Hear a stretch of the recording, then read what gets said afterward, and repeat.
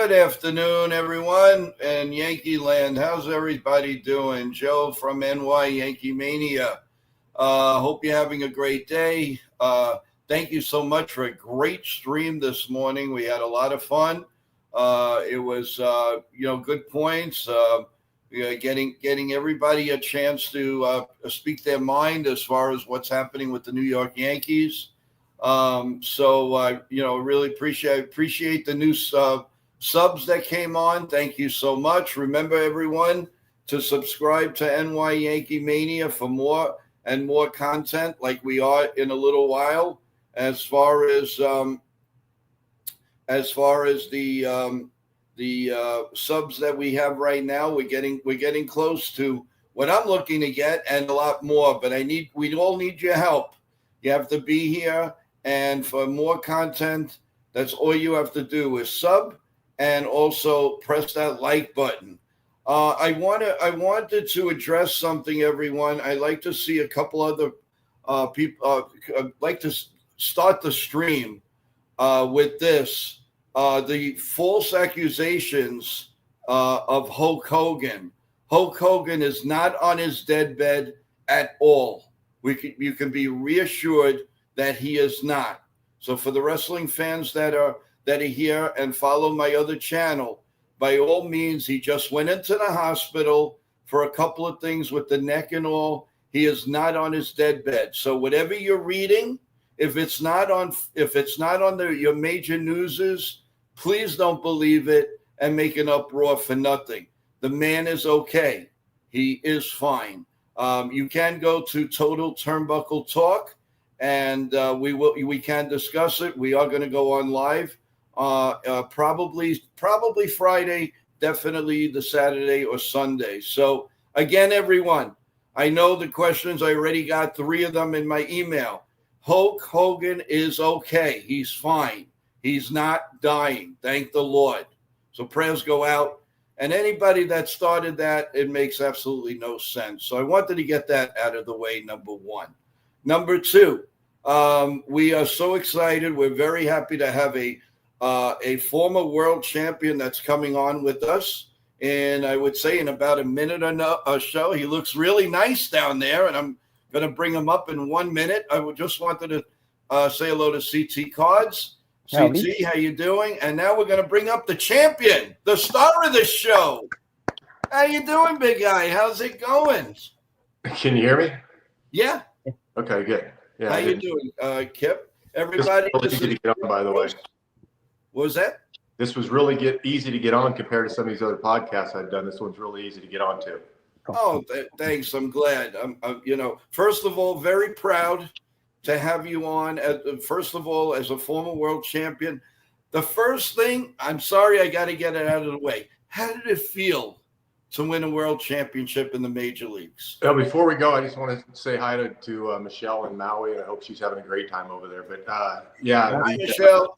The world championship, it doesn't come very often. It was my rookie year. I wasn't even in the series, but I played that year with him, and I got a ring. I got all the accolades. I got the prize money. I got all that stuff. So it was something. I mean, it was, to not even, the whole season was just kind of a weird season because you had a bunch of guys, and nobody at that time besides Eric Davis was really considered a superstar. And you had your Barry Larkins, who ended up being in the Hall of Fame. He wasn't a superstar, but he was just a consistent, great athlete.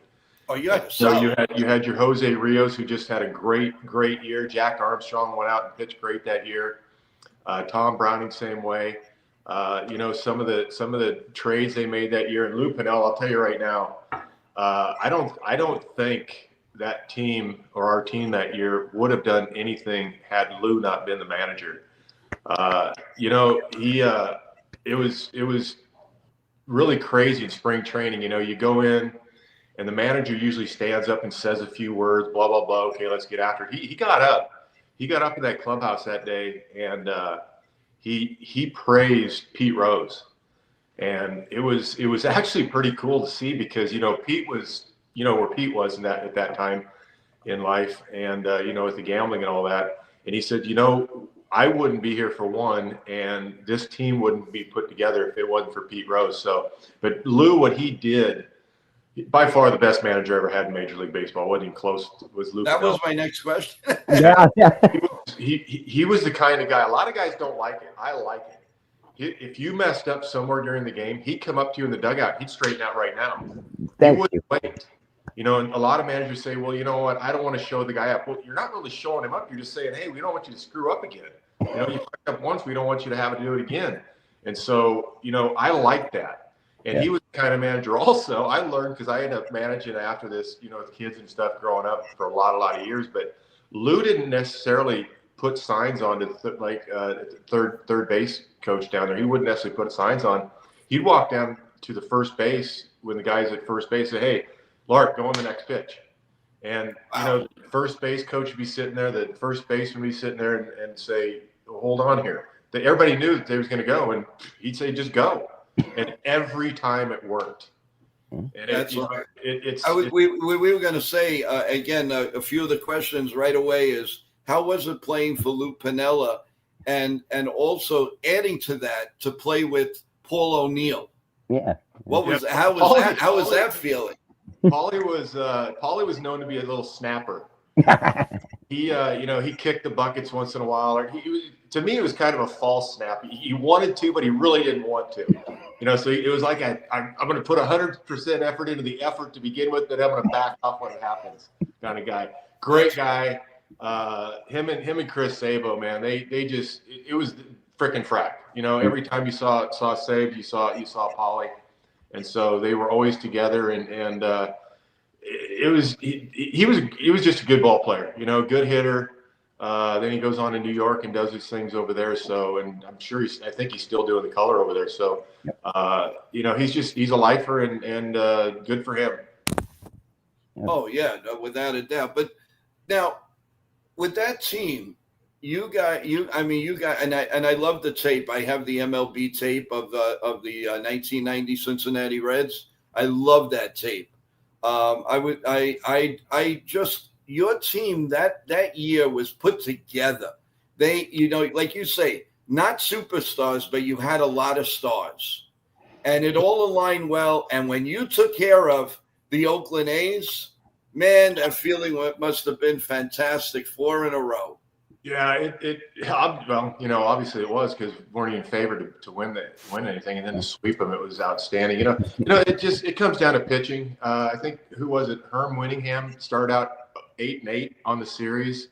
I don't remember who it all was, but there was just some guys stepped up to the plate and they did their jobs, and that's what you have to have. You know, you had the Chris Sabos, who wasn't a superstar, but he was known for his glasses and his antics and the way he walks around and whatever. It ended up being, you know, we had he was a good third base. He was a good third base. Yeah, third base, and we had a reunion back there for the championship. And I actually got to talk to Sabes after everybody's leaving, and we sat there for a little bit and we talked for probably about an hour. And Sabes wasn't the person that I knew as a ball player after the career. Completely different guy. It was so, you know, what I saw was Sabes, because he didn't say 3 words during the season. You know, it was always action. He talked to Paulie, and you know, he'd do his little things here and there, but he didn't. One thing about Sabes, I tried to beat him in the clubhouse every day, and I could never do it. I mean, I got up early in the morning sometimes to go down. He'd still be sitting there in the TV room with ice packs on his knees, sipping an iced tea and doing his thing. I could never beat the guy to the clubhouse. But, you know, just one of those guys that he did everything he had to do for the club. And then if you look at the World Series at the very end, when it was all done and it was over with, and the championship, he was out there celebrating more than anybody. Because it all, I think it was all built up inside of him that, okay, let's get this over with and now let's celebrate, which I thought was really cool. Yeah. Yeah. I mean, really, CT, want to introduce CT Cards to your gift. Go ahead. Yeah, I know you're busting ass this question. Go ahead. Well, you know, I kind of had a couple questions, but I'll start with, I did want to ask, what was it like to play in the majors compared to playing in Japan? You know, well, number one, the language barrier. it's kind of like now you see the Japanese or some of the interpreters go out to the mound, which never happened before. Right. It used to have to be the manager go out there. Well, now they're allowing the interpreter to go out there. When I was there in Japan, right away the interpreter came out with you. The difference in small ball compared to the way now it's not even close to small ball here, but it was if the first guy in the game got on, they bunted him over. It's just the way it was. I liked it because you're giving me an out. I'll take an out anytime you give me, because there's only 27 in a game. And if you're going to give me one every so many innings, I'll take it in a heartbeat. And you know what? It helped me a bunch knowing that over there, because I went over the first year and I think I won 6 games. I went kind of mid-season, but I won 6 games. I think I lost 12 the first year I was over there. I can't remember what it was, and then the next 3 years, I just learned how to pitch over there according to their rules and how they play. And so I took all that to heart. Next thing you know, I won the Wins championship 2 years in a row and almost won it a third time. The third time was kind of an iffy thing because no foreigner had ever won it 3 years in a row. Late in the season, things got a little weird behind you back there. I'm not saying anybody did anything on purpose, but things just didn't look right all the way it did before. But travel in Japan's not close to the way it is in the big leagues. You travel on bullet trains over there, which are fantastic. Oh, I can imagine. Every once in a while you get on a flight. You don't have the locker rooms like you have here. It's basically an A-ball or double-A clubhouse in Japan. They do bring your bags in, but you got to unpack everything yourself, not like the big leagues here. It's just don't get me wrong, the baseball is fantastic. Mm-hmm. When I was, everybody said Japan's like a 4A league over there. Well, when I was over there, I was telling other teams over here and coaches and whatever, I was saying, guys, you guys got to get over here. There's a lot of good arms over here. And there's a lot of good players over here. And at that time, they didn't think so. And then Nomo went over while I came back over here while I was over there, and he goes out and he's rookie of the year. And next thing you know, they're starting to sign all these guys. I was telling, man, there's a lot of arms over here you guys got to look at. But I don't know if I had an influence on that, but now look at what's going on. Yeah. You must have had a little influence on it. But what in your mind, the difference between over there and over here, and how do you feel now? Do you think it's totally different the way baseball's being played? How would you perceive it at this point? Are you talking about how the big leagues was now compared to how it was when I played? Yes. Yeah. Oh, it's completely different. It's freaking frack. I mean, I don't like it. It's really tough to watch. I go to a lot of games with my son for the Diamondbacks here because I live in Arizona, and it's just hard to watch because fundamentally it's just not there anymore. I mean, you see these catchers now on one knee, and you're seeing 4 to 5 balls going to the screen a game. When I was playing, I swear, if you saw 1 or 2 a week, it was a lot. And now you're seeing 3 and 4 a game. And, guys are in scoring position with 2 strikes on them, and they're down on one knee, and next thing you know, the ball gets away from them, they go and they score and what have you.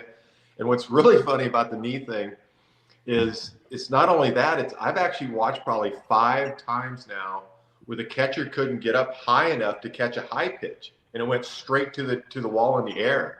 And it's and then the fundamentals as far as outfielders turning the wrong way when they catch the ball, infielders feeling the ball with the wrong side of their foot and where they're supposed to be. Just fundamentally, things just aren't the same. They don't bunt anymore. They're all swinging for the fences.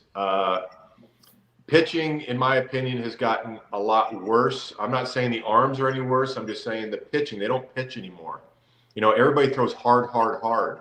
I think the Tony Gwynn's of the world would absolutely annihilate today's pitching. I really, really do, because it's just one speed. The ball's moving a little bit. And by the way, don't get me wrong either on this one here. When I say they throw hard today, nobody today is throwing any harder than anybody threw when I was playing. There's nobody throwing any harder. It's just the guns now are reading it out of the fingertips in the hand instead of crossing the plate when we played. And so it's probably 4 to 6 miles an hour difference just on that. So when you see on TV they're showing a 100-mile-an-hour pitch sinking, it's not 100 miles an hour. It's the plate. It's probably 90, over the plate, and that's why it has a limit. Yeah, 100 mile an hour fastball is going to over the plate is going to have movement on it. It's not going to happen. Now, what about the rule changes? Are you okay with them? Do you like this phantom runner in the 10th inning? The pitch count, the pitch clock. What are your feelings on that being a form of play? I don't like any of the rule changes. I think the first of all, the 100 pitch these guys are doing or whatever they're putting on pitch count, I don't get it. I don't have any clue why. The nerds have come in now and said that after facing a guy twice, your chances of getting him out a third time aren't very good. Well, it might be just the opposite too. I mean, I don't remember how many. I remember how many times when guys threw complete games, they got better as they got longer into the game. They got better because they're making adjustments also against to the hitters. So the rule changes, guys second base, complete bullshit. It's if you guys want to play little league travel ball, that's what's happening. And then to be able to change the rules for the playoffs, not to have the runner back there. What are we doing? You're changing the rules for the playoffs. I don't get that. All these bigger bags and all the things sliding into second base. You got to go straight to the bag. I don't get it. You got to be athletes. These are grown men. And, Buster Posey screwed up the thing with the catcher, obviously. You can't get in front of the plate anymore, it's now an Olay thing. So don't get me wrong. I still like the game of baseball. I love it. Oh, but I'm sure you do. Different things happening during the games. It's disheartening to have to watch it and to understand that they're doing this. I actually said a couple of years ago, if somebody was in a coma, if a team was in a coma, full team's in a coma for 15 years, 20 years, and they woke up today and had to play, they wouldn't know how to play the game. They wouldn't even know the rules. Yeah. Because it changed so much. And so it's really hard to understand that. They said they're trying to bring in the younger crowd. Well, either you're a baseball fan or you're not a baseball fan. I've never met anybody that went to a game and said, geez, I'm a baseball fan now. You're either are or you are not. And I honestly really believe that. Yeah, there might be a couple here and there say, God, I kind of like hanging out at the ballpark, having a beer and some nachos and a hot dog. But other than that, they don't know the game. It's the clock, the pitch clock. I really believe that's causing a lot of arm problems in the 1s and 2 starters now. Before 1s and 2s never got hurt because they all had great mechanics. Now 1s and 2s are also getting hurt. And so now it's not only mechanics problem. You got a problem with, I got to throw a ball in a certain amount of time. As a pitcher, I was really fast. I threw a couple games that were at 2 hours or maybe a little less. And I always enjoyed you pitching. Well, the thing is I still, when I was doing that, I'd like to walk off the mound once in a while and say, you know what, I need a little breather here too. But you can't do that anymore. And now I watched the College World Series the other day. One of the first hitters of the game, he didn't look up within his 8 seconds. They strikeout. They struck him out. How do you throw a pitch? And it's just to me, it's just, I don't get it. Sorry. Well, let me ask you something. First of all, you look like you're ready to go back to the pitching mound. How do you stay so? I mean, you're not old. How do you stay looking like you're an everyday player? You look fantastic. Well, I guess you got to work out. Tell my shoulder that, by the way. Yeah. I know. I know. No, but you look like you're ready to go and pitch again, man. Well, Kip, one or I go play with my son, and I actually catch. I don't even pitch in the league because I lost the passion for pitching. I did try it a couple years ago, and I went out there, and I felt like I was on an island. And I didn't know what to do. It was really strange. And so I don't even like, I'd rather catch or play third base or whatever. But yeah, well, I stay in shape because I stay in shape. That's what it is. Well, Kip, I wanted to ask you about that. What are your feelings like when you had injuries and during your playing career? How do you feel the differences between players now there's so many injuries these days? How did you handle injuries, and what are you seeing of this progression of injuries happening nowadays in baseball? How do you feel about that? That's a great question because, my first real pitching coach, I didn't have a pitching coach until I really signed a contract. I went to Legion Ball, didn't play high school baseball, just played Legion Ball. Walked on University of Nebraska. Our pitching coach, after about a month, Ray Tromba, He's got to go back to Vegas for his family, so I don't have a pitching coach there. I go to Murray State Junior College for a year in between. No pitching coach there. I go back to Nebraska. Had a guy that stepped in, but he was more of an infield coach. He wasn't a pitching coach. Don't get me wrong. Mike Evans, he tried. I love the guy to death, but he wasn't a pitching coach. So my first pitching coach is when I signed a contract. So I tried and I listened and I tried to do everything I could to get my mechanics right. Because I know my mechanics weren't good at all. I know they weren't. And so I tried and I worked, watched film, studied everything. And that's why I know pitching so well, is because I talked to Sandy Koufax of the world, to Claude Osteen's of the world, Earl Hershiser, all these guys I talked to about what they did, how they did it, constantly talking to them. And so what I see today is a lot of bad mechanics on TV. I mean, a ton of bad mechanics on TV. This is no joke either. Probably about 10 years ago or so, I started telling my son about pitchers that we were watching on TV and saying, this guy's mechanics aren't good. Pretty soon he's going to be on the operating table. And I've only missed him on one guy now in 10 years or 10 plus years. The rest of them all had to go get an operation because they tore out their elbow. And the only one was Frankie Rodriguez, who used to be the closer for the Angels. And if you ask Frankie and go, but look at him, watch his mechanics. He progressively worked on his mechanics throughout his career. So they're just not good mechanics, and baseball doesn't care. And I figured this out, a little bit ago, because what they're doing is they only care about their main starters, the one with big contracts, basically. And after that, it's just a bunch of relievers going out there throwing anything. They don't care what they do if they blow it out, because they got a guy in AAA and AA that they can bring up with the same arm and do the same thing till he blows out. And then what happened was I read a study just the other day. I think it came out last year, because there was a couple 1s and 2s that got hurt. Major League Baseball is now looking into this, because what I just say, their number 1s and number 2s are starting to get hurt. And so now they actually care. Before they didn't care because these guys weren't making any money. They're making minimum, bringing them up for a few months, blow them out, and bring up another guy and let him blow out. So it's mechanics, and the organization's just throwing them out there. Here, go throw as hard as you can, as long as you can, and we'll get rid of you as soon as you blow out. Sadly, that's true.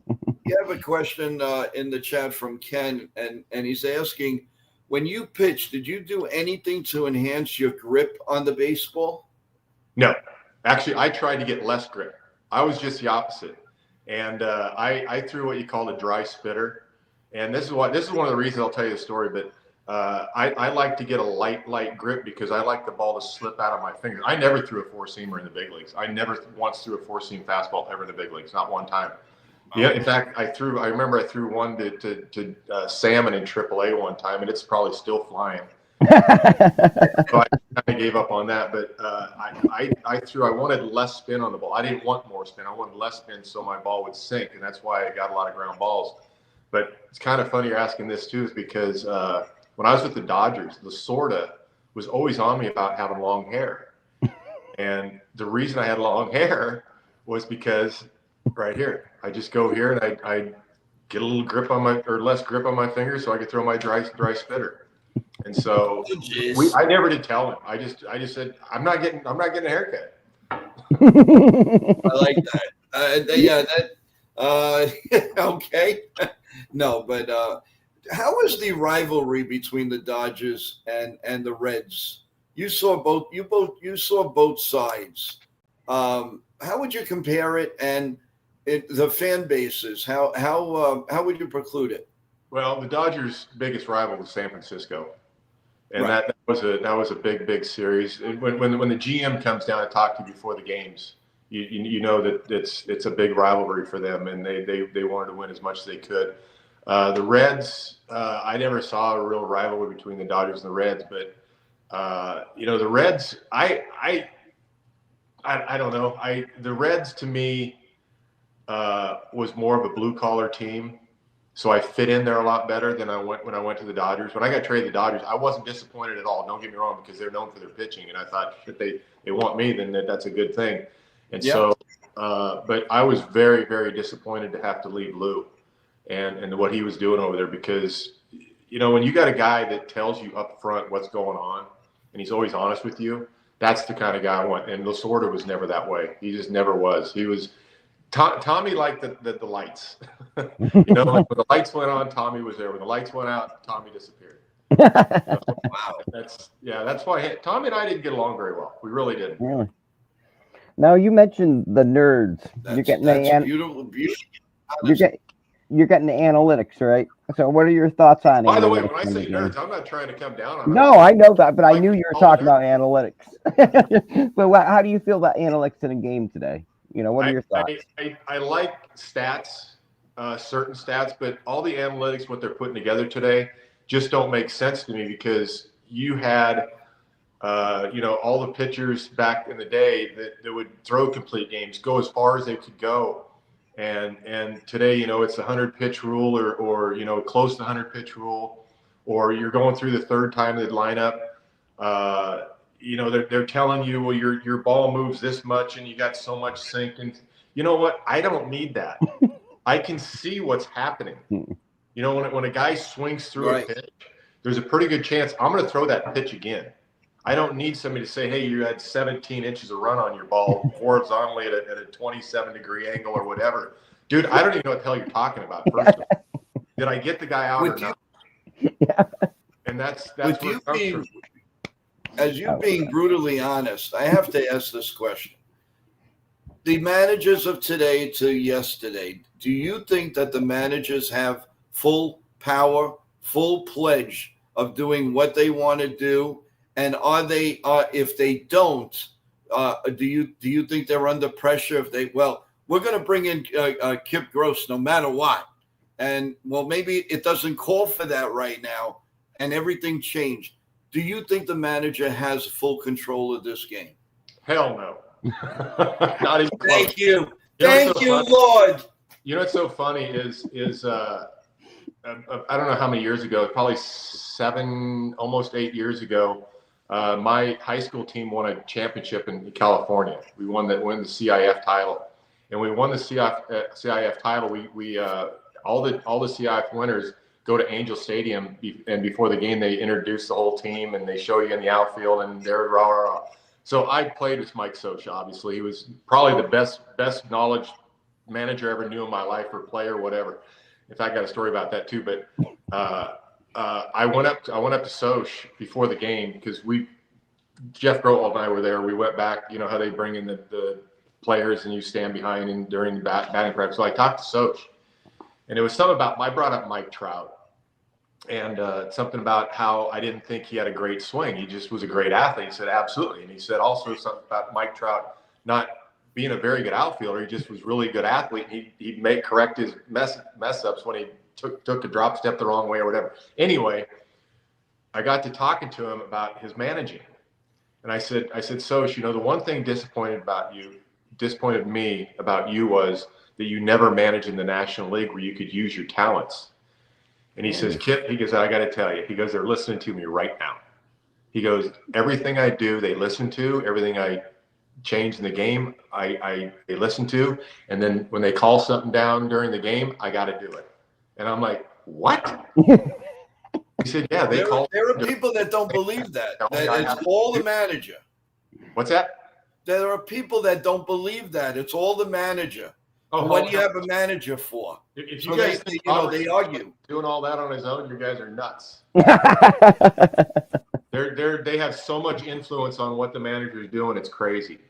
Yeah, and that's one of the reasons why a few years back I actually went and interviewed a couple times for pitching coach jobs in the minor leagues, and I flat out asked him after I did all the work and everything with the players and all that. At the end of the interview, I'd ask him, I'd say, I got a question for you now. If you guys hire me, are you going to allow me to be the coach and tell them what I want to do? And they said, no. We're going to tell you to do it. I said, I don't want it. I don't want to do this. Do you feel like we have a lack of feel from the managers these days? Feeling the game in front of us. Are we instantly thinking about numbers, or are we feeling the game that's right in front of us? Well, you got your Bruce Bochy's of the world, and they're still doing their old thing. And but don't, people say, well, Boch, he still uses analytics. Of course, everybody still uses analytics. They're going to put it in front of you. You're going to use it, but are they telling you have to use it? That's the difference. And I don't think Bruce Bochy is using the analytics like some of these other teams like San Francisco and these other places are doing it.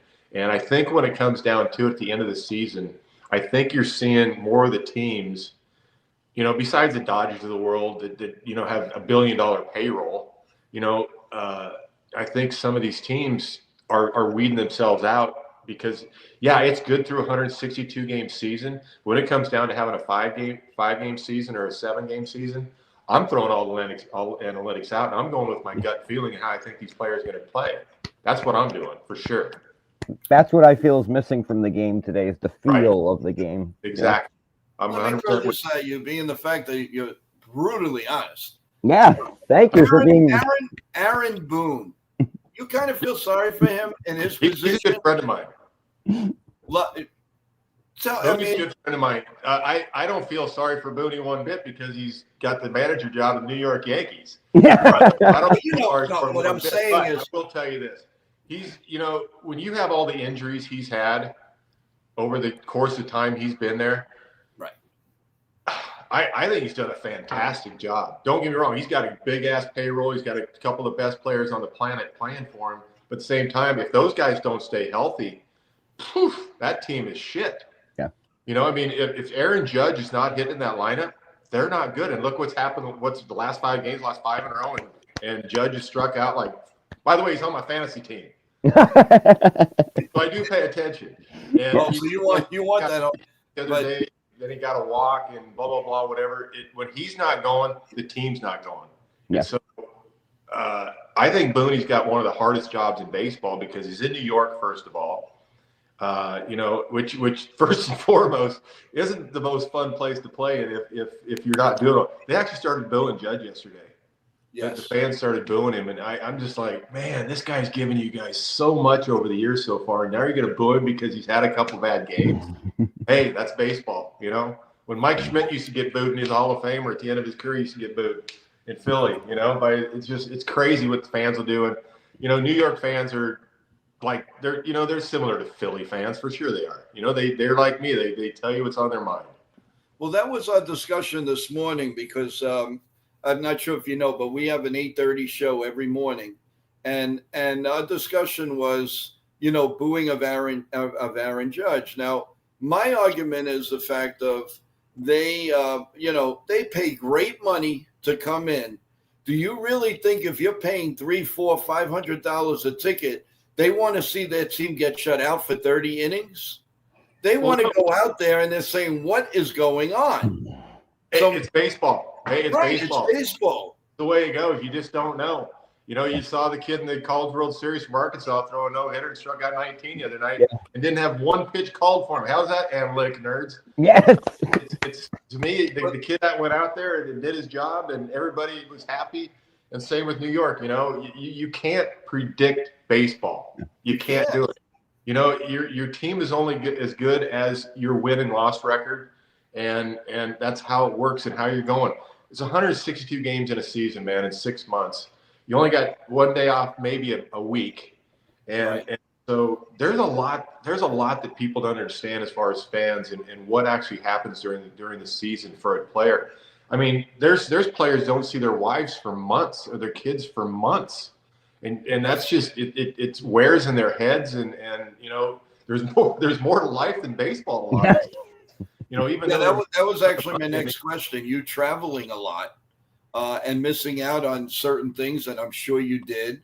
How is that feeling? And how do you keep it together? How do you, was it not all the time you had FaceTime and you had all of these things, but how do you do it? How did you stay in touch with your wonderful family? Well, it's hard because, especially when I was playing, because you didn't, cell phones didn't come out to 90. I think I had the brick in 92 or 93. The brick. The brick had that big thing with the big antenna on it.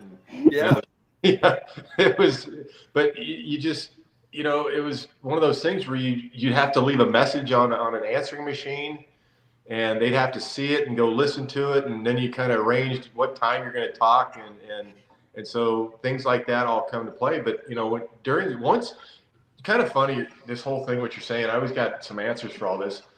I had spring training. Every spring training I had was in California. And I'm sorry, in Arizona. I'm sorry, Arizona. Florida. I live in Arizona and California, whatever. I lived in California. Every spring training I had was in Florida. And every year I didn't get on a plane. I drove there. And it was always a 3-day drive for me. And for me, it was the time I had so I could separate real life from baseball life. Those 3 days was just me thinking. Didn't have a radio going on very often. I just sit there and think and didn't have much going on. I just sit and think about, okay, what's going to happen during the season? Where am I going to go? What am I going to try to do? And so that's how I separated myself from real life to baseball life every year. And then, man, you try to see them or talk to people as much as you can, but at the same time, there's a lot of times you don't want to talk to anybody. And so you kind of just shield yourself off from the outside world too. And that's another thing with autograph seekers, a lot of times, they get pissed off because a guy didn't get an autograph. You don't know what just happened to that guy today. Yeah, exactly. You don't know what happened at home, man. He might have been on the phone and his kid had been sick or something, and he's got a hell of a lot more on his mind than giving you an autograph. So in all reality, it's 8 months out of the year. Now, in line to that, did you, as a player, did you have any superstitions? Well, I wouldn't say I had superstitions. I just did things the same if it worked. I wore my college gym shorts under my uniform for years. Really? Oh God, for years, yeah. I never wore a jock. I just wore that, and it was I would just free ball it and go, and it was just long shorts underneath, and it got to the point where they were almost ripping now when they'd wash them because they got so I finally got rid of them, but they worked. I didn't need a new pair. So, things changed after time, and you change it up, and but you have seen it. Like look at Wade Boggs. He had to eat chicken at a certain time. Sure. There's so many craziness that you hear that are really incredible. So yeah, there's a lot of guys. Raul Mondesi, I played with him for a little bit, and he was the guy where if he thought he missed his step walking out of the dugout, he have to go back and walk over. Just a lot of guys had things. A lot of guys don't want to touch the line when they run to the mound. That was the stuff that you looked at it was like, does this really help or whatever? But it's a routine, is all it is. We all do that, even as fans. Yeah. Fans have told me that, I don't wash my underwear until the Yankees win a game or they lose a game, or, There is a very good question here about the Reds from Merxo Saucy, who's a big contributor of the show. He wants to know, in your opinion, De La Cruz, do you like that he's the face of the Cincinnati Reds right now? What do you feel about that? Well, he's a flashy guy that strikes out 220 times a year. And I don't like that, and he's got, I think he's got more errors than any shortstop in baseball too. So, he's a fun player to watch. He's tall, he's lanky, he's got a ton of power. When he hits the ball, he hits it a long ways, and that's all they want today. So he kind of fits in that mold. 25, 30 years ago, I don't think he'd have played on the Reds because of all his strikeouts and all of his errors. Barry Larkin makes De La Cruz look like what, And I'm just being honest. You are being honest. Yes. He's not in this. You asked me a question, I'm going to give you my answer. That's just who I am. So I'm not going to try to, whatever. But I think he's a great player for the fans to see. I don't think he's a great player to win a championship. And I think that they have the perfect manager in Terry Francona. One of the best there is out there from everybody I've ever talked. In fact, I think the world of him, and wherever he goes, he's magic, and players love to play for him. Yeah. In your opinion, when you played at Riverfront Stadium and you see the great ballpark now, tell us about the difference. Did you like playing there, or would you have preferred where they're playing in now? What do you think of the two differences? You know what? Before I answer that question, I'm just going to say, when you're playing in a big league stadium, I don't care if I'm playing where the A's are playing right now. I'm playing. I could care less where the hell I'm playing. If I had to choose between the two, I'd choose today's stadium because I was there a couple years ago. Actually, I was there last year. Went there for an autograph session, but it was I mean, all the ballparks today are so much nicer than they used to be. You know, you got Dodger Stadium. You know, what was it, built in 1963 or 62? Mm-hmm. And then you got your Fenways and what's the other ballpark? Wrigley Field. Wrigley. You know, I mean, yeah, they're nice, but man, sooner or later, I know. Just being, man, you I know, never thought Yankee Stadium would ever be tore down, and you know, nobody even thinks twice about it now. I had a feeling with this interview with you. I wanted to change it up a little and not ask you about, did you know you were going to be a ball player and all that? So if you're thinking, there was something about you that I just wanted to go straight for the meat and potatoes with you, because I think the world of you, just first of all coming on, and we thank you so much. But I have another question. I think that is a really cool question, and that is, how about the dimensions in every ballpark? Would you like to see them all be the same?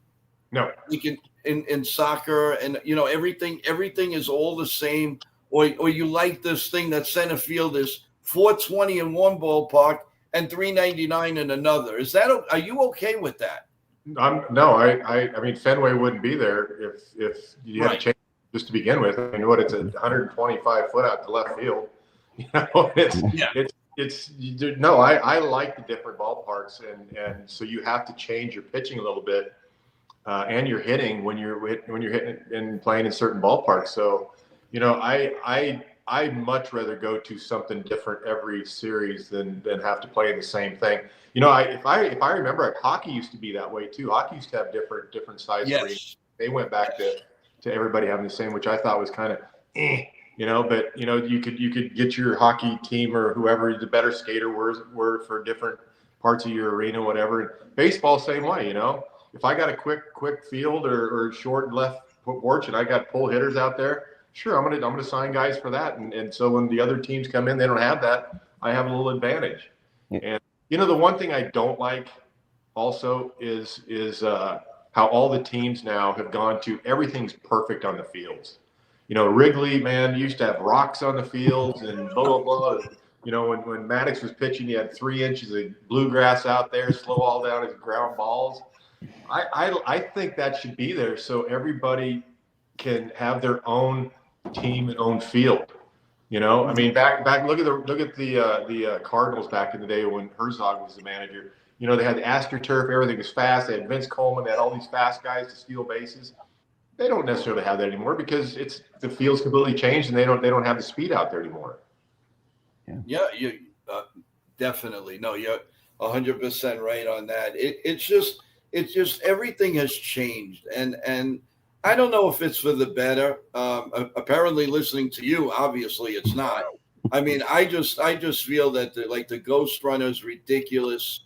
I mean, there are so many. You know, they want to speed up the game. You know, but you know what makes me laugh?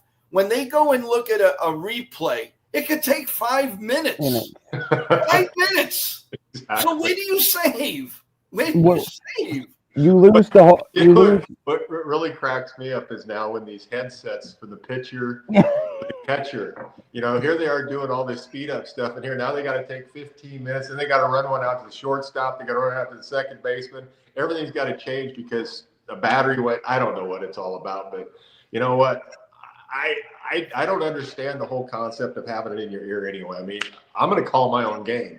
So when he puts that a sign saying fastball away, well, hold on, I want a fastball in. How the hell do I get it in now? What do I got to do? You know, so it's I don't know. I just think it's gone too far. You know, first of all, they busted the Astros for using technology to use signs, and now there's all over the ballpark. You know, so I don't know. It's what they're doing. Kip, what do you feel? How do you feel about gambling in baseball? You know, all the ads during the games, the commercial breaks, the parlays at the beginning of the games. How do you feel about gambling? Baseball. You know what? That's for the fans, and I'm sure you're bringing up Pete Rose right now. Basically, not really. No, more about the game today. With gambling's really everywhere all of a sudden. I don't have a problem with it. If people are doing it responsibly, I honestly don't have a problem with gambling.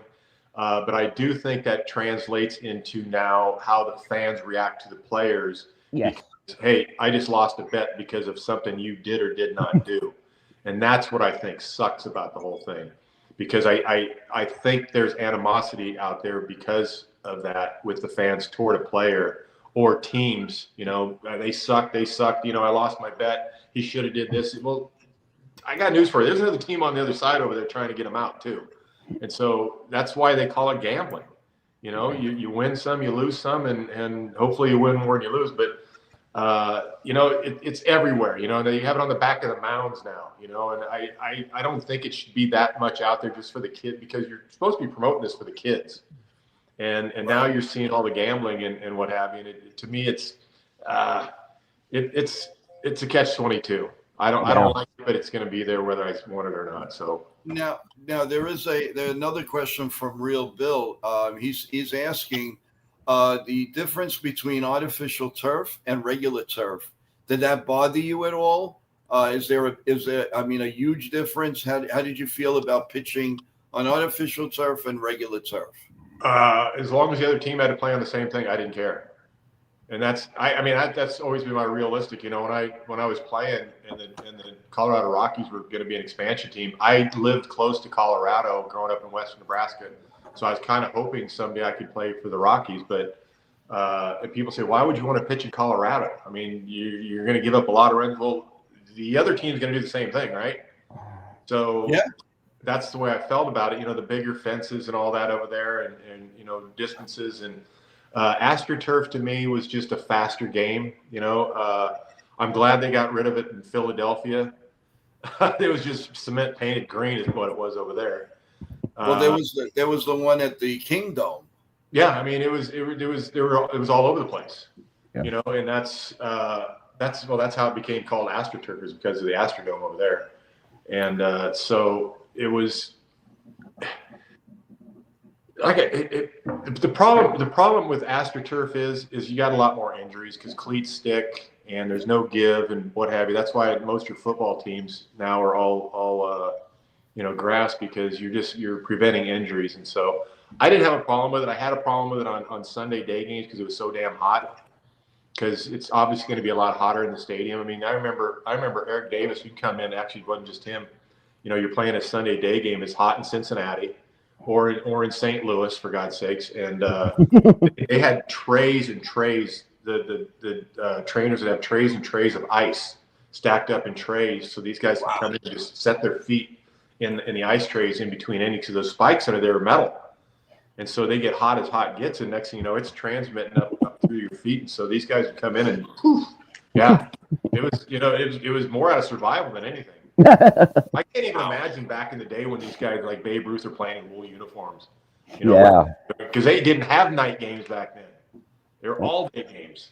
So it's just the game has changed. Now, Kip, to go backwards a little bit, I did want to ask you a question. What made you go to Japan to pitch? Tommy Lasorda. Tommy Lasorda. You said you didn't get along with him. I was going to say that. It was. My entire career, I did tell my agent that if I ever get a chance to go play in Japan, I want to go. But the way Tommy used me and abused me, I didn't get it. I'm a human being. I'm trying to do everything I can for this team. When I pitched for you, I did great. I never did nothing bad for the Dodgers ever, and I never got any praise from him. I never got anything from him at all. And this is a true story too. In 94, when Japan finally started calling. First of all, the Dodgers screwed up one of the Japanese teams that wanted to get me. But I was in Albuquerque, and I hadn't signed my contract yet, but I'd agreed to go to Japan. I was packing my bags in Albuquerque. It was just myself, Dempsey, and the trainer. Stan Johnson were the only two there besides myself. And I'm packing my bags, almost done, and Demper comes walking out of the office and says, "Hey, Tommy wants to talk to you. He's on the phone." I said, "What's Tommy want?" He goes back in, comes back out about a couple minutes later. He says he wants to call you back up to big leagues right now instead of you going to Japan. I said, "Demper, tell Tommy to go fuck himself." Oh, my God. Last words I ever said to Tommy Lasorda. I mean, it was true. I mean, he abused me. He absolutely abused me. And to this day, I don't understand why he did what he did. But I never unpacked my bags when I was with the Dodgers because I never knew what was going to happen ever. And I'm surprised they never traded me. I'm really surprised they never traded me because they could have got something for me. But they ended up letting me go to Japan, and they got $500,000 out of that deal. But other than that, But you I don't did know. well. You did well in Japan, though, didn't you? Yeah. I did well everywhere I went, except Yeah. after I came back from Japan, I got hitting the pinky with a line driver playing Tampa Bay and broke my pinky. And so that's where my career just at that moment went downhill. Look at my numbers after I got hit by Tampa Bay. Well, for about 2 weeks I was okay because I had painkillers. But after that, Boston wouldn't do anything for my hand. They didn't even recognize that I had a broken finger. Boston. Jeez. Yeah. Stephen B in the chat would like to know if you had a chance to play for any team aside from where you were, where would you have liked to play? I was a Kansas City Royals fan growing up, and I did get a play in the stadium, but I didn't get a play for the Royals when I went to Boston. That was our opener, actually. I think we opened in Kansas City that year. And the Rockies. I would have loved to play there. My last season, I played AAA with the Rockies, but I was way past my prime. I mean, I wasn't good. In fact, after the season was over, I was getting calls from GM saying, we want to sign you to a 2-year deal, and with a chance to play in the big leagues. And I said, guys, are you watching what's going on out here? I said, I'm not good anymore. I'm just not good. I don't think I want to do this. Say, well, you're so good in the clubhouse. You're good with the young guys. You're teaching them how to pitch and stuff like that. Then why don't you hire me as a coach? So I just didn't go that route. Ken in the chat asks, do you think that Justin Verlander will be the next last 300 game winner? Probably so. Yeah. I respect that man so much. What he's done in baseball over his career and staying relatively healthy until, the last, I think he had a couple issues a couple years ago, but other than that, he's another one, it just goes to show you, your ones and twos in the rotation, they're ones and twos for a reason. Number one, they have great mechanics. That's why they're ones and twos, because they throw the ball where they want to throw it. They can reach back when they want to once in a while, and they all have good off-speed stuff. And, so yeah, Verlander, I think he could very well be. Cool. Yeah, because of the fact that they go 5 innings.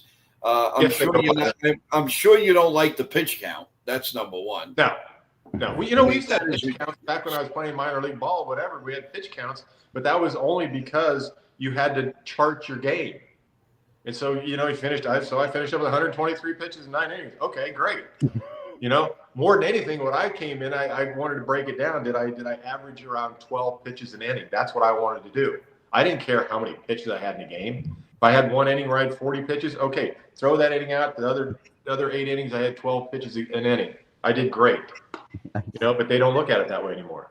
And the same thing with relief pitching. I remember a big interview with Goose, and he said, "Oh, they're getting praised for 1 inning." Guys, I went 3 innings all the time. And I never complained. And I was throwing hard all 3 innings until my arm was going to fall off. Yeah. And that's Goose was a good one. I look at Goose a little differently. Because first of all, George Brett was my idol growing up. And obviously George hit that home run in Yankees. Oh, yeah. I'm still watching it. I'll look back at that deal, but when I was in Colorado Springs my last season, that's where he lives. He's in Colorado Springs, and he came in the clubhouse one day, and he just kind of walked in front. I swear to God, he looked like a giant to me. This is my 16th year in baseball, and I'd never met him before. He looked like a giant, but after we sat, talked for a minute, it was back to normal stuff. But Goose is not what he is either. He's when he's on camera, he's like I am. He's going to tell you the truth. Oh, I know what's in his head. When he's talking to you personally, he's a different guy. He's a good guy. Kip, I really appreciate how honest you've been in this interview. Really. This is beautiful. Oh my God, you got to come and visit us again. Really, we'd love to have you again. This has been awesome. I hope you enjoy it as much as we do. Of course, I did. This is a lot of fun. And Tell us a little something about the family. You're talking about your son. Any baseball in there? What's going on with how are things going with now 25? He's past that. Out of high school, we won a championship, California CIF. He was a shortstop for me. Played a little outfield. He got multiple offers to play baseball in college. He didn't want to go to college. And you know what? I can't blame him. I didn't like school. I wasn't a school guy. The only reason I went to Nebraska was to walk on and so I could see if I could play baseball past Legion ball. It's the only reason I went to Nebraska. And I just hung in there, and next thing you know, they're paying for my school. So I stayed until I got drafted again, and I signed.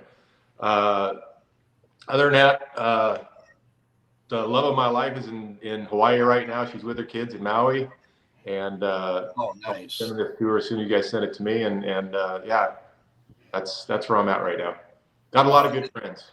That's awesome. No, Kip, what was the best single moment of your career? What was a significant moment that you felt?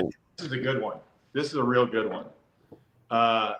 In 1988, I was an A-ball with the Mets, and Clint Hurdle was his first year as a manager. He was our manager in Port St. Lucie, Florida. And I can't not do anything right. I mean, wrong. Everything I'm doing is right. I'm getting wins after wins. I'm pitching great. I'm leading the league in everything. And our team is kicking ass. We're doing well. I mean, really, really well. And so I walked into Clint's office twice that year. I remember it very well. I walked into his office twice at Clint. I said, I'm not trying to, pat myself on the back or anything here, but I said, I know I'm doing really well. I know how the game of baseball works in the minor leagues. If you're doing really well, there's a pretty good chance they're going to promote you. I said, if they make that call, I said, could you do me a big favor and tell them I don't want to go? He said, why? I said, because I want to win a championship here. I said, it's the first year for St. Lucie. We're the Mets. You don't get to win many championships in baseball. And I said, I think we got a really good chance to win this championship this year. So I did it again in the second half too. I went and said the same thing, said, I got you, whatever. We won the championship. Oh, so I that was my, probably one of the dumbest things I ever did in baseball at the same time. Well, we had Jabba Chamberlain on. Right. And we were rolling because he kept saying, the worse I pitched in the minors, the more they wanted me. I was going from AA to AAA to the Yankees. He said, how does that happen? But he gave us some great moments. I mean, pitching wise and all. And I'm telling you, that 1990 year was incredible. It was not hard not to root for the Cincinnati Reds. And I'm not saying that because you're here. I mean, first of all, I was not a big Oakland A fan. I'll be honest with you. And I wanted Lou Piniella because he was so great with the Yankees. He gave his heart and soul to this team. And it was a shame that he didn't make it as a Yankee manager. But, rest in peace, George Steinbrenner had no patience. So it was like bang, bang, bang. So, but I'm glad that he won it in Cincinnati because he really deserved it. He was great. Paul O'Neill was great. Would have loved for you to be a Yankee. That would have been nice. I've never been a Yankee fan. Okay. He's brutally honest. I have been a couple of years because of Booney. I have been a Yankee fan the last couple of years. I have to admit it. I've never liked the American League after I started playing professional baseball because I played the National League and I didn't really understand it. Then when I played in the National League, this is great. There's actually strategy out here. Where in American League, it's just now you know what you got out there. They changed the rules again with that. So, by the way, Joba Chamberlain, another Husker. Yeah. Yep. We're not going to keep you too much long. I know your time is precious, but I do want to ask you: were you surprised in the off season about Juan Soto? Did you honestly? I mean, I don't know how you followed it or you didn't, but did you think he was going to stay with the Yankees, or did you think, quote unquote, he was going completely for the money? Yeah, completely for the money. Absolutely. I mean, it's for what another wrong with baseball. I've been saying this since before I even got the big leagues in '90. You got to get a salary cap out there, guys. You got. I mean, I sat in those meetings, when they're talking about, we're never going to have a salary cap because we want these top players to make all they can make and make. Well, the problem is now you got these multi-billionaires owning these teams. They don't care about $225 million. They could care less. And so they're signing these guys. He's got a great bat, no question about it. Can he play right field? Hell no. Hell no. I mean, here's another thing that's changed in baseball. It used to be that if you couldn't play defense, you're not going to big leagues. You got to work on your defense and at least be not going to hurt the team very much to get up to the big leagues. And now it's, if you got a good bat, they're bringing you up. They don't care what you do in the field. I mean, honestly, Soto's not a good outfielder. I mean, it didn't take a rocket science or a nerd to figure that out, but they think, well, his bat's going to make up for all his blunders in right field. And it's tough to watch. It is. It really is to see a big leaguer do the thing he's doing and some of these other guys doing. It's really tough. I mean, how many Dela Cruz, how many errors do you have at shortstop? I mean, dude, go play first base. No, but it was surprising because all the evidence was the Yankee fans, they embraced him. They every day, come back, Soto, sign with the Yankees, all of that. And Aaron Boone as your manager. That's where I thought the Yankees had a little bit of an edge. But then when the money figures came out, there wasn't that much of a difference aside from he's going to have his own luxury box and a few other perks from his family. And what's coming out is he picked the Mets because his mom wanted him to go play for the Mets. And however many hundreds of millions you got, that's what did it. Yeah, guys go for money. It's just the way it is. States. No, and I'll tell you, I think not the last few days, but I think the Yankees are better for it because they would have never gotten Max Fried. Right. And the way it's constructed, I mean, obviously they are going to score another run before the year's out. But lately it's been absolutely torture. Now, we called the game with Ken from he has a channel, The Ugly Truth, and we call games together. And they're tough, Kip. When you can't score, and you have goose eggs for 3 straight games, it's not easy to call a game. No, it's not, man. It's there. That clubhouse right now is just walking on pins and needles. They don't have George Steinbrenner. We're not, because the pitchers right now are like, what the hell is going on? The hitters don't want to talk to pitchers, and anybody that makes an error, a blunder, or something going on, it's like, man, nobody wants to talk to me right now. They're not staying after the game for the spread. They're going home or going somewhere with their wives and whatever. And yeah, it's a different gig right there when you're not scoring runs, man. It's contagious. I mean, when Judge starts hitting, that lineup's going to come right back where it's at. And I hope he does today because I need points. Do you, in your opinion, you think Judge is one of the 2 best players in the league, or he's definitely the best hitter, not question about that. But still, he still strikes out too much. Yeah. That I don't understand why these hitters, as being a pitcher, throwing to these guys for as many years as I did, I'll never understand why a guy doesn't back off on 2 strikes. Dude, first of all, you can hit a ball 500 feet in the air. You only got to hit it 325 to get over the fence. So I've never understood why they just don't back off with 2 strikes and just try to put the ball in play and see how many mistakes go out of the ballpark.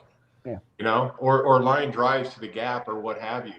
And I don't understand this whole thing with batting average. They don't care about batting.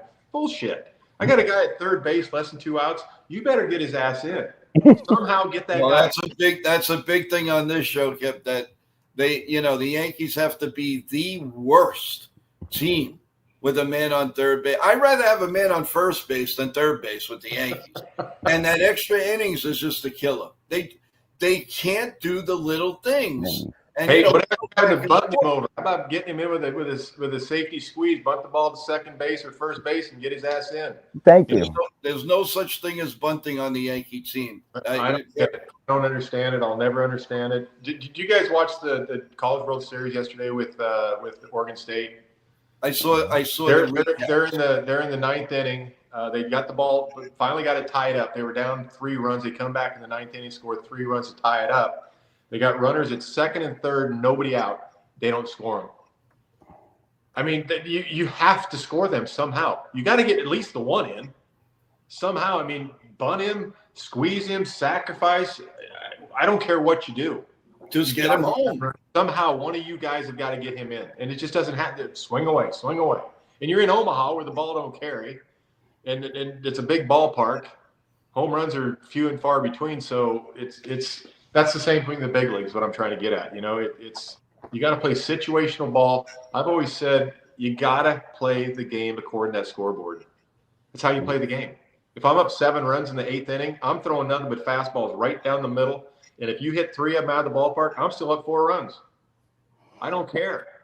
But today it's slider, curveball, walk. Wow. No, Kip, I don't get it. Kip, I wanted to ask you, going back here, because I wanted to make sure I asked this question before you had to go, was your first game was April 21st in 1990. Now, what was that experience like, your first game, starting, pitching, what was it like? The night before, I actually got called up the night before, which is another debacle. I don't know if there was a debacle, things going on, but it was actually, I got there the night before, and the Braves are in town, and got rained out. so I'm sitting on the bench, up on top of the bench, and just chilling, just checking it out while it's raining out there. I'm the only guy out there, but I'm like, man, I'm literally trying to soak this in right now. What's going on? It's raining out there. Next day, I think we're up. I don't know how many runs we're up. It was they were already 8-0 for the season, and Lou gets me up to pitch the 9th inning. I go out, and Dale Murphy's my first hitter. And I'm thinking, okay, we got a 2-time MVP here right now, 2 or 3, whatever he was. And he looked like a giant in the box. Oh, sure. And I throw the first pitch right down the middle. I mean, there's no way. I split the X. Ball 1. I'm like, so this is how it's going to be, huh? Okay, all right. So my next pitch was up and in a little bit, not even close to a strike. My third pitch is low and away, not even close to a strike. Next pitch I throw right down the middle again, strike 1. So now we got a 3-1 count. Like, all right, whatever. The only one thing I can do right now is rely on my sinker and throw it down the middle. And I threw it down in the ground ball to Barry Larkin to Hal Morris for out number 1. Oh, Hal Morris, I never wanted him to leave the Yankees. Never. He was a Yankee Stadium ball player. And that swing would have been beautiful. I mean, obviously they had Don Mattingly. Guys, I have a little breaking news. Well, it's sort of baseball, but Jonathan, one of our masters of telling us everything on this show, says Jeff Passons is reporting the Los Angeles Dodgers owner is purchasing the Los Angeles Lakers. What do you think of that one? Jeez, that's what I'm saying, man. When you got cash, you can do whatever the hell you want to do. Well, first of all, I got to be honest. The Los Angeles Lakers probably on these my basketball table. players are right now probably thinking, okay, what am I going to do now? You know, their jobs are on the line. You know, you got the LeBron James out there, who I'm not a big fan of. You know, and he's got Bronny, his son, over there. It's man, right away things might change. Who knows? But they're in LA. I mean, they're going to buy everybody. Yeah, They're going to buy everybody. Forget it. The league doesn't stand a chance now. No, it's a wild thing out there. There's got to be caps on everything, man. There's just got to be caps on everything. That's where I'm at with it. I've said it before I even got to the big leagues. You got to have caps, and now you got. I mean, some of these teams are just. I mean, the Dodgers last year went out and spent $1 billion on 2 pitchers to win a championship.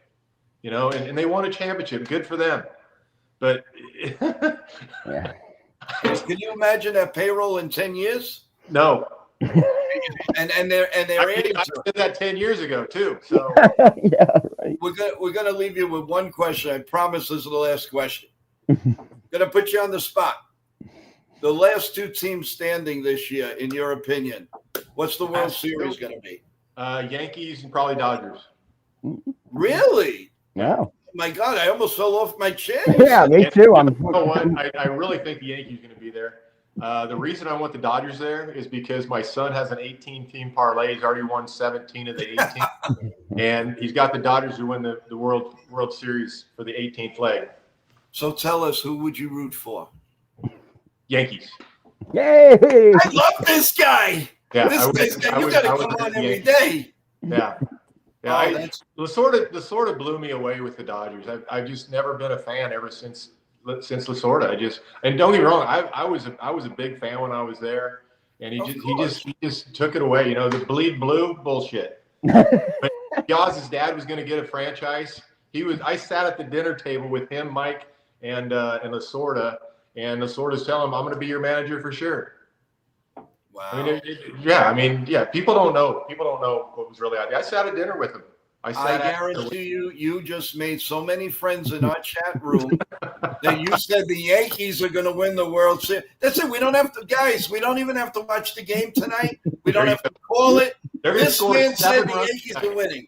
They're going to score 7 tonight. Judge's going to hit 2 home runs. Oh, I hope you're right. Where were you 3 nights ago? Where were you 3 nights ago? Believe it or not, I actually watch the Yankees. I do. I've been watching Yankees more and more. I have been. I mean, Booney's a great guy. If you guys knew him personally, he's just a really, really good guy. He's nothing like Brett. Yeah. Brother, complete opposites. Just like Tommy Lasorda. No, they have a great family. They got a really good family. When you do have a chance, you're always welcome here. Anytime, by all means, we would love to have you again. Thank you so much for your time. I'm sure your wife is having a great time, and you can't wait to get to see you guys getting together again. And we send all prayers to you and your family. Thank you very much, and great to be here. Anytime, let me know, guys. We will. Thank you very much. Let's go Yankees then. You got it. Thank you. Bye now. Have a great day.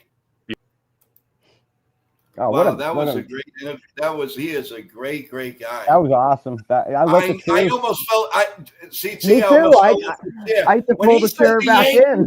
After they've been shut out 3, I feel good now. Oh man, I'm ready. I want to call the game now. I almost fell off my chair too. That was great. I liked how he was a straight shooter. There was no garbage in that. He was. I don't know if that was Nippon said, make Joe feel good. Tell me Yankees going to win the World Series. I am saving this tape, man, because in October we're going to play this for everybody. Oh man, that was great. Just hearing that, they got to watch this tape. Oh, I really liked with Kip though. I love when he said the nerds, and I know he didn't mean it in a mean way, but I knew exactly he was talking about analytics, and that's why I had to ask him about the analytics. Once I heard him say that, I'm like, okay, I got to write that down. I got to ask him about analytics and the feel of the game. I'm glad he said that, because he feels the same way that I do, that there's a lack of a feel of the game that's in front of you right now.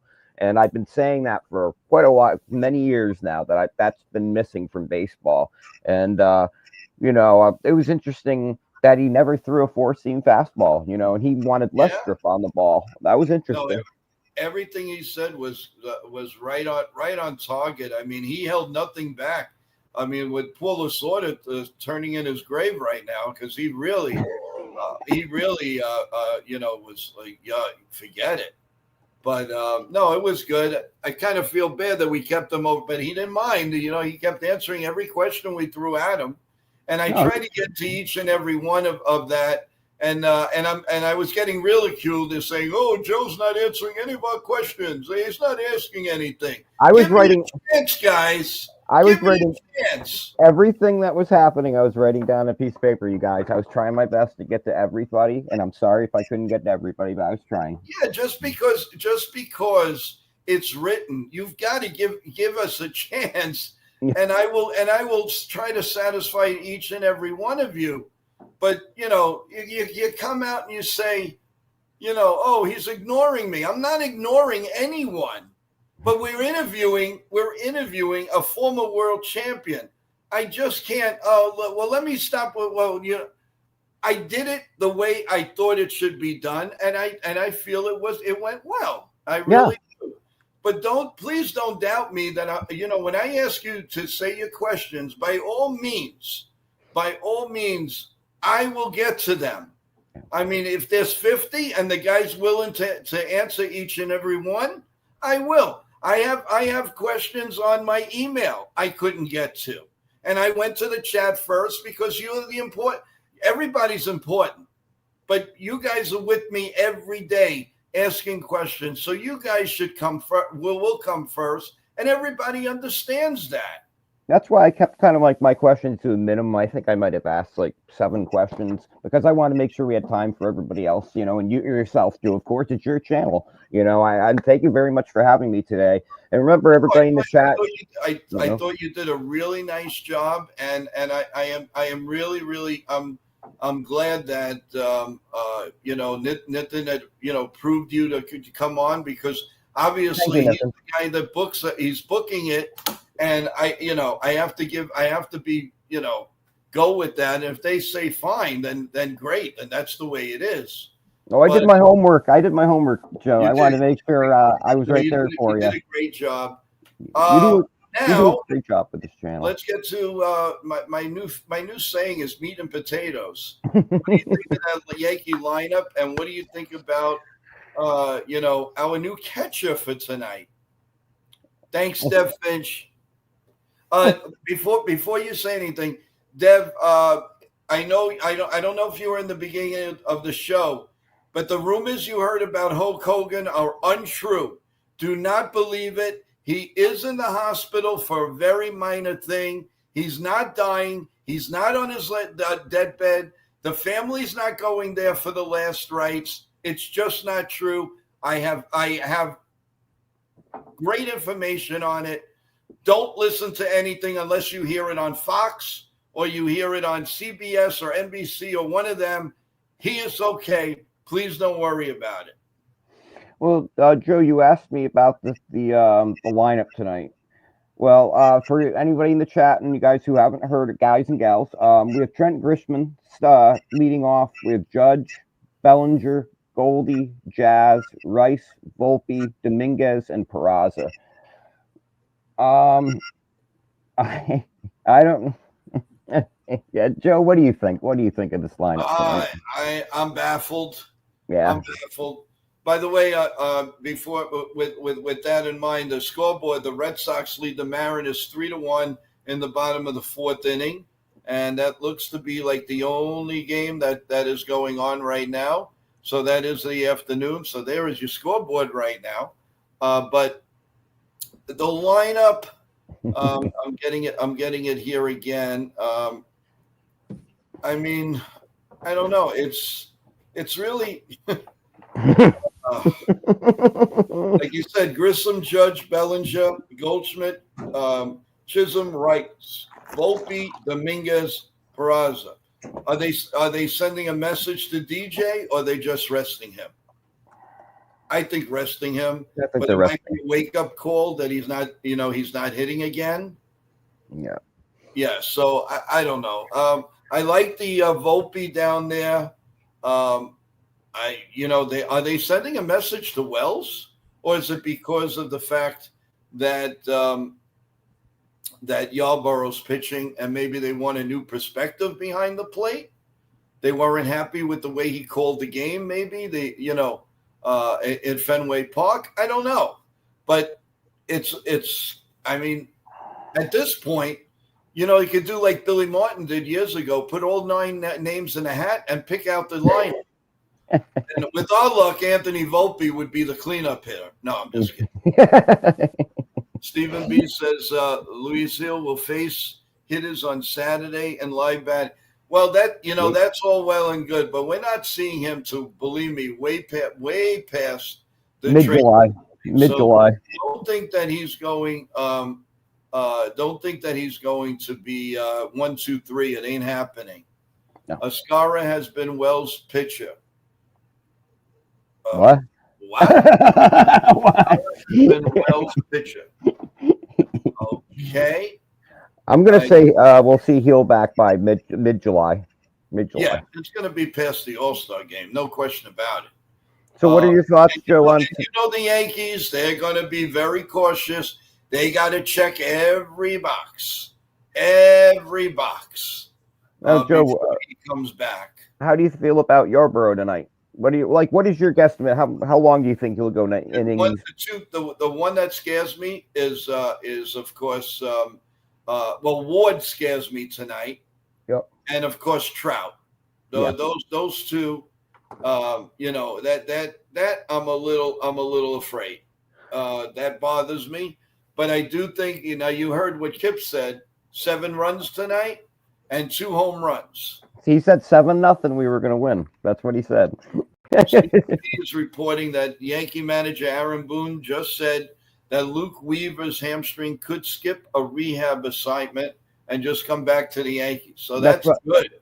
I read the same thing, yep. But that's not our problem right now. We need people to hit the damn ball. Our pitching has not been the problem. Could somebody hit the ball? Please? Could we have a 3-1 count, please? I'm sick of it. 0-1, 0-2, 0-1, 0-2, 0-1, 0-2, 0-1, 0-2. That's all we get. That's all we get. Enough already. Can we work the count once in a while? Once in a while. I mean, it's disgusting. It really is disgusting. Yeah. But, yeah. We have been on for a little over an hour and a half, and it's 5:18 Eastern time. Let everybody get ready for their dinner. They're being with the family, and then there is the Yankee game, and then we're going to come back for the post game. So I probably will come on a little bit earlier during the game, and maybe even earlier than I usually do. But especially if the game is, not going well or even going well, let's get a little excited. So did you still want to do, did you still want to go on for the last few innings? And that way we can kind of do a little bit of play-by-play. Yeah, it's a possibility. Okay. I'm going to put it out there. Jonathan is saying it's the largest sale of a professional sports franchise in the world, sources tell. I mean, I don't like the Dodgers, but I am excited that they're going to take over the Lakers. Everybody knows I am a Laker fan, period. So, that's my take. But it's going to be interesting. But you know what? It's still a salary cap. So you have to be smart. And I have a feeling that LeBron James will not be back. I think he's retiring, I really think he's going to retire. Honestly, you're going to all think I'm nuts. I think he's going to play his final year with the New York Knicks. Really? One way or the other. Somehow, this guy is going to end up on the Knicks. Don't ask me why, but remember I told you that. Especially if the Lakers don't hold on to him. And I think he just, because he'll have the prestige of saying, look, we brought a championship back to the New York Knicks. It's been since 1973. Really, I think that the Lakers. I'm the Buss family. I'm very surprised, but I think, she's probably thinking, you know what, it's time. And oh my God, the money they're going to be bringing in now. I mean, forget it. The Dodgers are just going to be that more ridiculous. So take it while you can to win a world championship, because God knows what they're going to do in the next few years. Stephen B says LeBron will not go to the Knicks. He will go to Cleveland. That wouldn't surprise me either. We'll see. We will see. I wouldn't surprise me if he ends his career where he started.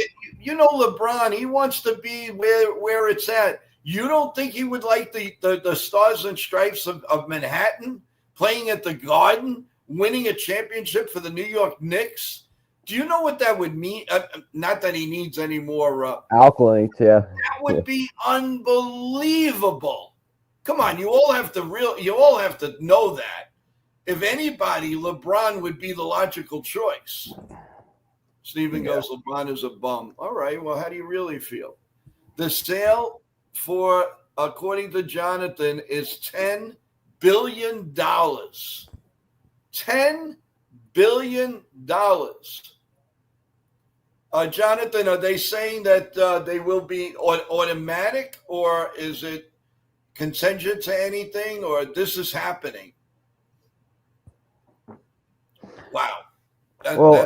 That's Well, incredible news. Well, Joe, I just wanted to make sure we shout out. Thank you, Nathan.